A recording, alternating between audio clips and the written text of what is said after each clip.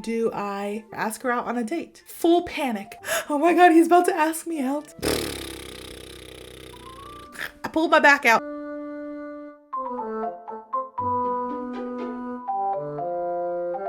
So I'm keeping up with, the Valentine's Day theme, and I'm teaching you slang and idioms and phrases and expressions that you can use when you're dating, or you're going into the dating world, or maybe you're coming out of it, or maybe you've been wronged by the dating world. I'm teaching you things like that this month. Today's slang phrase is catch feels. Again, that is catch feels. So catch feels just means to be attracted to someone to the point of excitement. So you're so attracted to someone, you get excited. Like maybe you get like butterflies in your stomach. Huh? That's another thing we say. Butterflies in your stomach isn't actually butterflies in your stomach. Oh, thank goodness! Of course. It's just that feeling that you get like kind of excited, but kind of shy, but kind of nervous, but kind of happy. Like you get all the emotions when you like someone. That's what we call butterflies in your stomach. Catch feels is more of a Gen Z phrase, but millennials, we just say crushin'. Today I'm going to give you like two different slangs, all right? So your slang phrase, catch feels, that's what people say these days. That's what a lot of Gen Zers say. But I still feel like crushin', what millennials used to say, is very common. You're crushing on someone. You have a crush. You crush, you're crushin'. I have a crush, I'm crushin' on someone. Crushin' means the same thing. You like someone so much that you're like excited. You're crushing on someone. Catch feels, crushin', literally means the same thing. Well, it's up to your discretion. What do you want to use? Do you want to use catch feels? Do you want to use crushin'? But also I will say catch feels is definitely a much younger slang phrase, really popular right now with the youngsters, with the young crowd. And crushin' is something that maybe people a little bit older in their 30s, their 40s will completely understand better. Now, obviously people who are older than that will understand crushin'. I'm not sure how many people understand catch feels, maybe up until age 50 something. I don't know, but both are equally used in this day and age, crushin' and catch feels. And they both mean the same thing, which is just to like somebody so much that you get excited. So my story that I have for you all today is extremely embarrassing, and it's a story that I never thought I would tell anyone ever in my freaking life, literally. But here I am about to tell everyone. This is gonna be good. Let's get down to business. Time out, because people used to say, do it for the gram. Like a few years ago, like 5 or 6 years ago, people would say, do it for the gram, which means like do it for the gram, Instagram, and they would do something stupid and somebody would record it, like literally doing a backflip off of a house, and they're like, do it for the gram, let me record you do a backflip off of the house, because you want to get views, right? You want people to like interact with your channel or interact with your account, and you want to get views, and you want to become like Instagram famous. That's how it was back then. I don't think people still say that. Do it for the gram. We need to start a new one.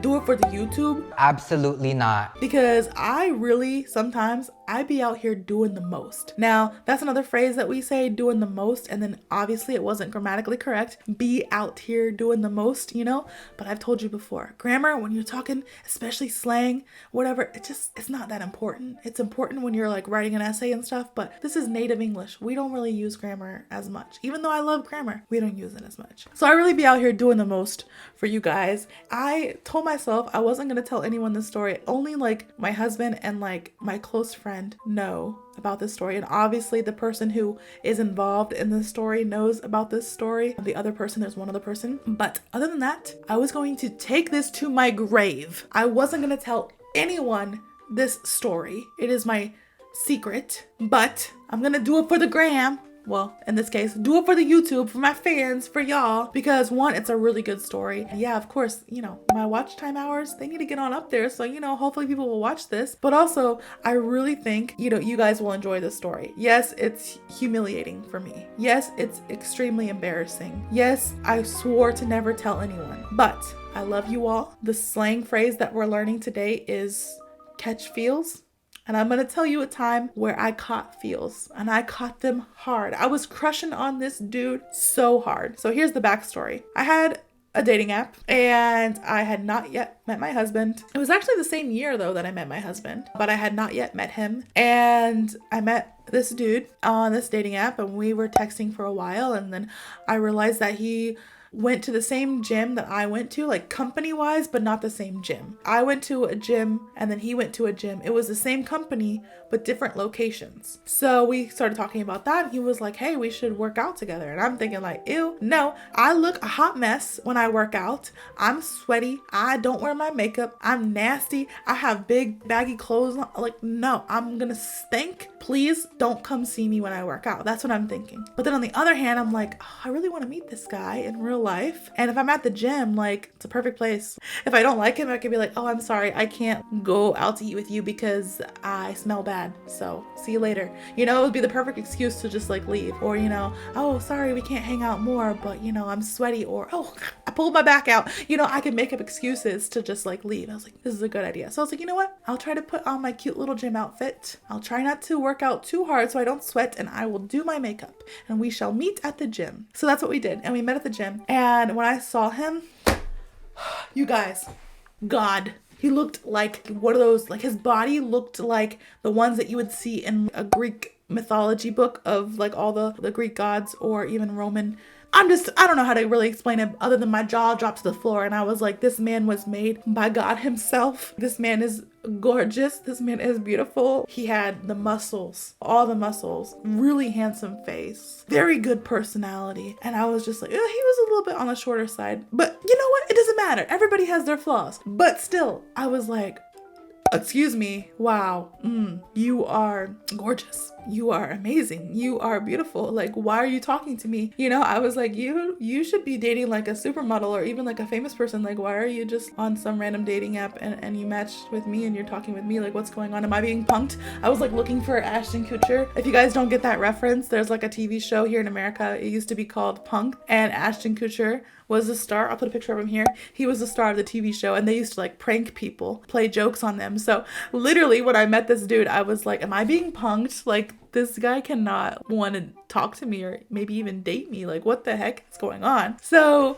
I met him at the gym. We had a really good workout. He actually used to be a personal trainer. He's an engineer now, but he used to be a personal trainer. He taught me a lot of stuff about the gym. And, you know, after I just left and we texted for a while, and then, you know, we went to the movies. We went and we got ramen.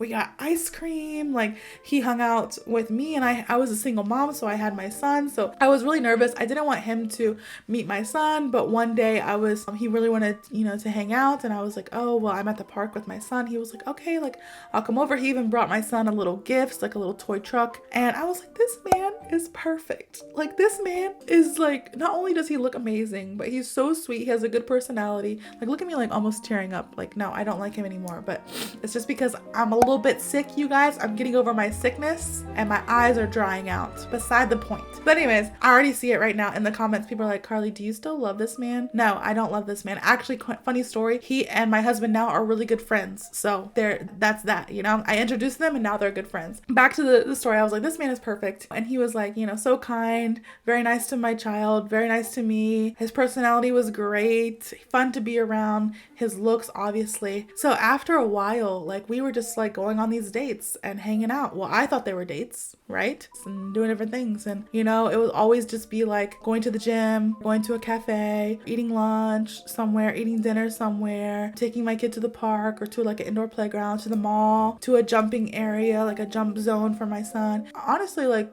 family does. So I was like, oh, you know, maybe he's starting to like me. And then one day I invited him over to dinner and he was playing trucks with my son. And then I was making dinner and then we all ate and we were watching Lightning McQueen, the movie. My son was like 4. My oldest was like 4 at the time, or 3 or 4. And he wanted to watch the movie. So we were doing that. And then during the movie, this guy starts asking me questions because he is not from here. Oh, I probably should have mentioned that. This man was not from here. He was from another country. I'm not going to say it because I don't want to give it away. I don't want to give it away of who this person is, because I know when my friends watch this, they're going to be like, Carly. And I'm going to be like, I know, I had a crush on him. I was catching feels. I caught feelings so hard. But still, he was from another country. He was not American. He wasn't Korean. So don't be like, oh, he was Korean. No, but he was from another country. My son was watching the movie. He was asking me questions about American culture. And one of the questions he asked me was, if I have a crush, or if I'm catching feels, if I'm crushing on an American girl, how do I ask her out on a date? So at first I was like, oh my God, oh my God, oh my God, is it me? Like, is he talking about me or what's going on? But I tried to play it cool, you know, I was like, oh, I'm gonna play it cool. So I was like, oh, what do you mean? He said it so vague. He was like, if there is a girl that I'm liking, that I'm enjoying, that I'm taking on dates, and I feel like I want to be with her in a relationship, what should I say to her? Kind of vague, right? So this is me, full panic, thinking, oh my God. Oh my God, he's about to ask me out. He's about to ask me to be his girlfriend. So I was like, you should say to her, would you like to be my girlfriend? Or would you like to go on a date with me? So I was like, you can say, would you like to go on a date with me? Or would you like to be my girlfriend? And you know what this man says? This man says, would you like to be my girlfriend? That's what he says. So me, inside, Carley, screaming, freaking out, panicking. Oh my God, this is it. The rest of my life. First of all, handsome. Second, really good job. He's an engineer, okay? He got money. Third, really good personality. Fourth, loves kids. Literally, I was like in the middle, bro. I can't even explain to you guys. I was literally jumping for joy inside. I was like, oh my gosh, he just asked me to be his girlfriend. So he said, okay, do you want to be my girlfriend? Like that. And I was like, me?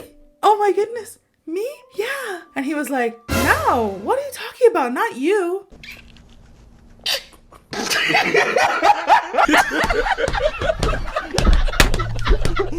That's what he said. Oh, no. What are you talking about? Not you. Like that. And I was like, oh, all right, this is embarrassing. This is the embarrassing part that I told you I didn't want to tell. I'm already regretting recording this video.